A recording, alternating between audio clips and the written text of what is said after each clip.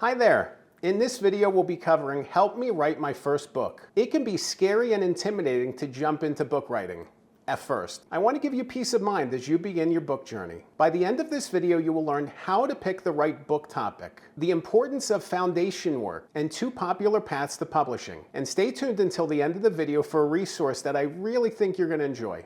Let's dive in.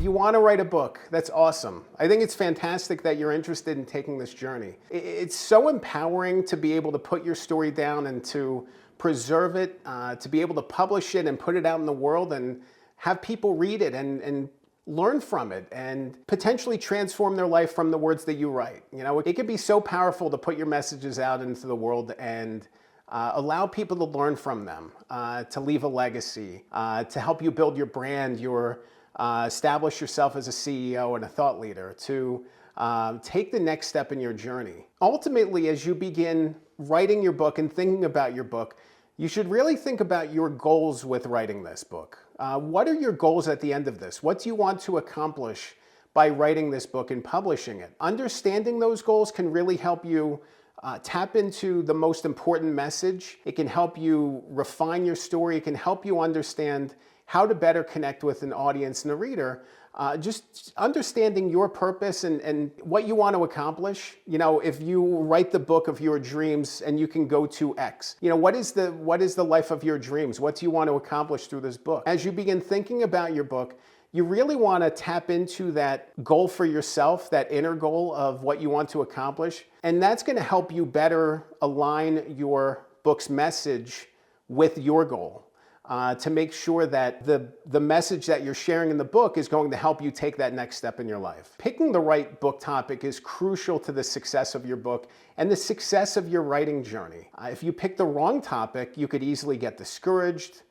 You could lose momentum. You could lose faith in the book. You could end up picking a book topic that's already been well covered. There's a lot of times when somebody starts writing a book and then they start seeing what's out there in the world, what's already been published, other books that have been written and been well read, and their book aligns too closely with those other books. Your book is going to get swallowed up and forgotten if it overlaps too closely with very popular books. If you try to write the next Atomic Habits, your book is exactly like Atomic Habits. Atomic Habits has already sold 15 million copies. It's not likely that your book is going to make an impact. However, if you can look at your book and recognize the need of the market, the need of readers, what's missing, what's the gap in the marketplace that you can fill, that only you can fill. That's such an important thing, is understanding specifically how your message and your story can resonate and how it can stand out among all the other books that have been written. So we've covered your book goals and picking the right topic. Now that you have a book topic in mind, there are other things you can do ahead of putting pen to paper. You don't want to just start writing haphazardly, because that's an easy way to get lost. Think about driving. Think about driving without directions. You have this idea, this goal in mind, and it's a treacherous trip. It's a long journey. You're traveling for days and days and days. If you don't know where you're going, you're going to get lost. It's really tough to figure out getting to the destination if you haven't already done it. And even when I write books, and I've written or ghostwritten 30 books at this point, I follow the same structure every single time because it helps me set the right course, the right direction, the right path forward. And that's book foundation work. That book foundation work really starts with the hook.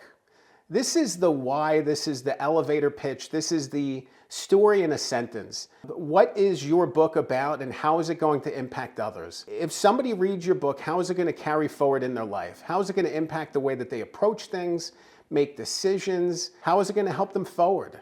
This is what your book hook is all about, you know, and it's great to be able to tap into that message and be able to explain it in a sentence. There are so many times when I talk to authors and I ask them what their book is about, and they start talking for minute after minute after minute. And by 2 or 3 minutes, I recognize that they don't really know. It's not to say that they don't have a good story there and a good message. It's that they don't quite understand what their book is about. If you don't understand what your book is about, it's really tough to tap into the right readership, to know who to target, and to know what they're going to benefit how they're going to benefit from the book. And because this benefit isn't clear, and because this message isn't clear, it's going to be very difficult for you to find the right readership.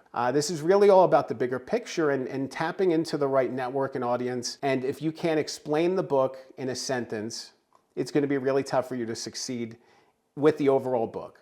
Another element of book foundation work is the outline. The outline is the structure of the book. How is the book set up? How are the chapters arranged? What does the beginning and the end of the book look like? Sometimes we don't have all those answers at the beginning of the process, and it's okay to have some wiggle room and some flexibility in the outline, but it's important to have some level of structure set up, whether that's bullet points, whether that's a summary of each chapter, whether that's a mind map, whether that's a flow chart. You have to have some type of outline in place because you really need to understand what's inside and outside the frame of the book. Think of a painting and you have a frame around it. The book and the subject matter inside the book is what's inside the frame, and everything else is outside the frame. If you don't have a solid outline at the beginning of your book, possible that you could spend a lot of time writing chapters that have nothing to do with the final book, that end up getting scrapped, that don't make it into the final product. And now you've wasted a lot of time writing things that aren't actually in the book. That's a problem. As much as anything else, this book foundation work is to help you save time and be efficient in the writing process. And I think it's so crucial to do this work early at the beginning of the process because it's going to save you a lot of time, energy, strife, frustration in the days, months, and potentially years ahead. If you don't do this foundation work and just start writing, you're liable to spend a lot of time writing things that aren't going to be in the book. So spend a little bit of time, even if it's just going to ChatGPT and putting in a prompt to get an outline for a book about blank, about whatever your book is about, and then adjusting it. It could be something as simple as that. There can be really useful tricks and tips that can help you put together an outline in a short amount of time and allow you to move forward with clarity and purpose. Who was your book written for? Tapping into the right audience is going to help your book immeasurably, especially as you publish it. It's so common for people to write at the wrong reading level, for example, for their audience, and then frustrate their readership because either the book is written at too high of a reading level or too low of a reading level. And the other reality about audience is if you don't understand who your book is for, it's really tough to target that specific person, both in the writing process and in the promotion process. So it's liable that your book will be forgotten or overlooked if you don't tap into the right audience. So spending some time thinking about your core audience and your ideal reader, thinking about where they grew up, the things that they enjoy, the kind of career they have, their demographic info, their reading level, their education level, all those sorts of things is going to help you tap into your message even further and help you target those specific readers that you need to target for the book. For the people who need to read this book, you want to make sure to get it in their hands, and the best way to do that is through audience and understanding who your audience is. One final element of the book foundation work that I've started doing over the last couple years is a positioning statement. And a positioning statement is really a sentence that incorporates all of the themes of the book into one sentence. It's similar to the hook, but instead of looking at it just as the takeaway, it really looks at the elements and the themes that make the book powerful and make the book worth reading. Through good luck and through lots of effort, I was able to become a successful business leader, transform my life, and have my greatest purpose. And from there, I was able to take all of the elements of that, the 4 or 5 elements in that sentence, and recognize that those are the themes of the book. Those are the things I want to convey. And from that, I was able to then look at all of the chapters and understand if all of the chapters in the book relate to at least one of the themes in the positioning statement. Because if they don't, they shouldn't be in the book. This is, again, going back to the inside and outside of the frame topic. If your chapters don't orient toward your central themes and purpose, they shouldn't be in the book. So the positioning statement really helped me to align and connect all of the pieces of the book foundation work together and allow me to have the strongest possible roadmap forward, the strongest possible path forward for the book writing and it made the book writing that much easier. So I know it probably sounds mundane, it sounds tedious to focus on this book foundation work early on, but I really think you should, because it's going to save you tons of time in the end, and it's just going to help you set the right direction forward. By this point, it's time to focus on the writing. Hooray, we finally made it. I know a lot of that prep work can be tedious, but one of the nice things about it is it really helps you to feel confident in your book, feel confident in your message. Recognize that there's a need for this book and that you're the right person to write it. The writing process is going to challenge you. It's going to make you question a lot of things. It's going to make you doubt yourself. You need to do the work to be able to face those fears and doubts, because if you don't, it's likely that you're going to put the book down and walk away from it. It's possible that you've already started writing a book and just got frustrated and walked away. So all of this foundation work, all this effort getting to the writing process is to make sure that you're strong enough as a writer, strong enough with the message that you're sharing to keep going forward in the darkness, through the struggle, because your book's worth it, and I don't want you to give up on it. With the writing process, there's really two different tracks that you can follow. One is typing into a word processor, and the other one is audio recordings. Obviously, you can write with a pen and paper as well, but eventually you're going to have to put this into word processor at some point. So we'll focus on word processing, Microsoft Word, Google Docs. Those are pretty straightforward. If you used any of them, you used all of them. They're all pretty easy and simple to use. You know, I prefer Microsoft Word just because it's nice having documents. At the same time, I use Google Docs sometimes because it's nice to have it in a central location. If I want to work on a different computer, for example, I can log into my account and have access to it right there. Audio recordings and audio transcriptions are another great tool, especially if you're interested in making lots of progress quickly with your book writing. Lots of us don't have the wherewithal or the patience to sit at a typewriter or keyboard and write, just typing words. But you could literally go for a walk or go for a drive, record yourself talking, and then upload that audio to a automatic transcription tool like Otter or Rev, and automatically have the text from your conversation with yourself. And you can then take your words and shape them into chapters. I found that such a valuable tool to use, and I actually use that when I have meetings with clients, when I'm working with them on their book. I will record the conversation and then take their words and turn them into chapters. You know, it's such a valuable process to be able to have that foundation of text to work with. And it's easy to make lots of progress. It's easy to just really jump forward. I remember one time, you know, there was a book that I was working on myself, and I just took a walk around my neighborhood for an hour and a half, and I just talked the whole time to myself in my recorder, and the next thing I know, I have 10,000 words to work with. It's possible to make lots of progress with a little amount of time if you record yourself, and then you can use that automatic transcript to then shape it and iron it out. It's not like you can just dump that in and turn that into a chapter, but you can quickly do so. And it's a rewarding process because it sounds like you, your voice is there. With the writing process, the key is to make consistent progress. Writing a book is not something you'll typically do in a day, but you can take little moments of time.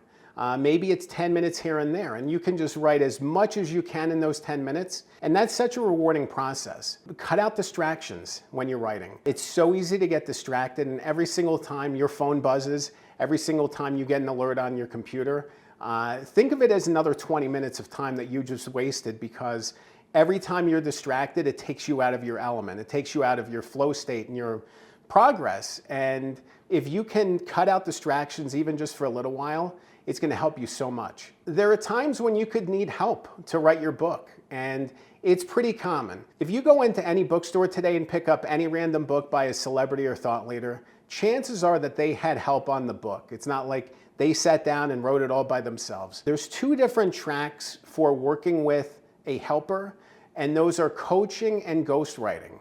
The simplest way to explain it is, again, with driving. If you're working with a ghostwriter, you are the person in the passenger seat giving directions, and the ghostwriter is the person driving the car. And if you are working with a coach, you are driving the car and the coach is in the passenger seat giving directions. It's been so rewarding and valuable for me to work in both capacities. I do ghostwriting and coaching for various clients, various authors, and it's just an awesome process. It's awesome to be able to help them bring out their message in the best way possible.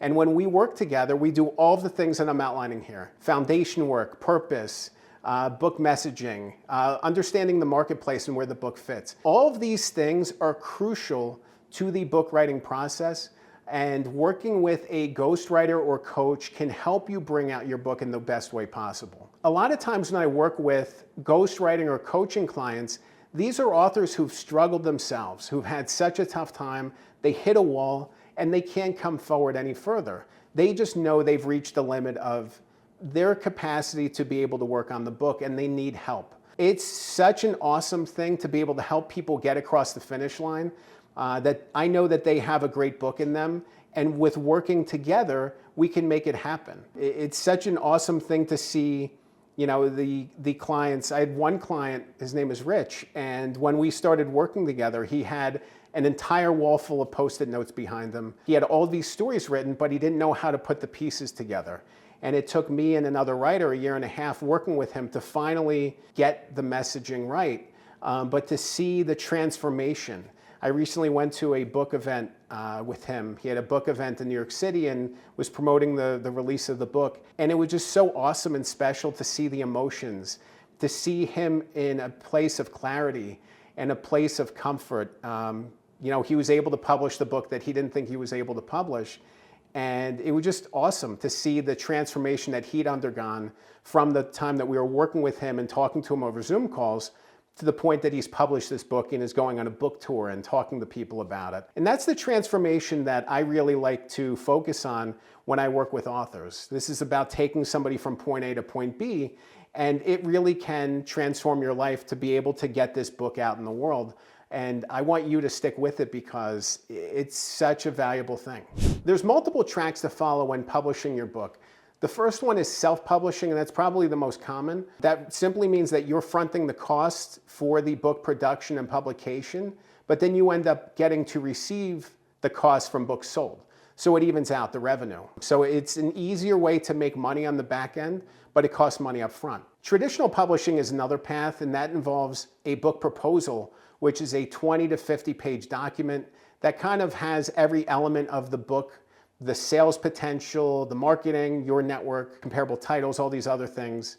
And you then work with a literary agent who then pitches the project to a traditional publisher. With a traditional publishing deal, you're paid in advance against royalties when you sign the deal and at different intervals when the book gets published. And then you only start making money again once the book makes a certain amount of money in royalties for books sold. So it's a longer process. It typically takes 18 to 24 months to publish a book traditionally, whereas with self-publishing, it could take a matter of months. So it could be a lot shorter timeline. And then there's a hybrid model, which blends elements of traditional and self-publishing. So as you think about your book, it's important to think about what path you want to take, what your network looks like. If you have a great network with lots of connections and influencers who can promote it, you have lots of media opportunities and ways to do speaking engagements and other things to promote the book. Traditional might be the best bet, but I've worked with a lot of self-published authors and they found tons of success. The thing you have to keep in mind too is that you could end up making tens of thousands of dollars on one book sold. If you have a high-level coaching course, for example, you could end up selling one copy of the book and have somebody sign up for your course or your coaching because of that one book sold and make tens of thousands of dollars. So it's really important to think about what your outcomes are. Again, we talked about purpose and goals earlier in this video. Think about what your outcomes are and you'll have lots of success. If you're interested in ghostwriting or coaching support, definitely reach out to me. I'd love to talk to you about your project and help you along as best as I can. But I wanted to actually talk about another option. It's a course I created and I think you could be very interested in it if you're struggling through the book writing process and need support. I know how expensive it can be to hire a ghostwriter coach, and that's why I created a course that I think you could really enjoy It's called Good Book Mastery. In that course, I go much deeper on writing tips, on the writing process, on the beginning and ending of your book, on titles, subtitles, covers. Every single element of my book writing process is in this course. It's available at goodbookmastery.com. Check it out. I really wanted to create a course with coaching support, and that's why I came out with this course, and I just really think it could be beneficial for you. Remember, a good book can change your life. I'm Dan Good. Thanks for watching.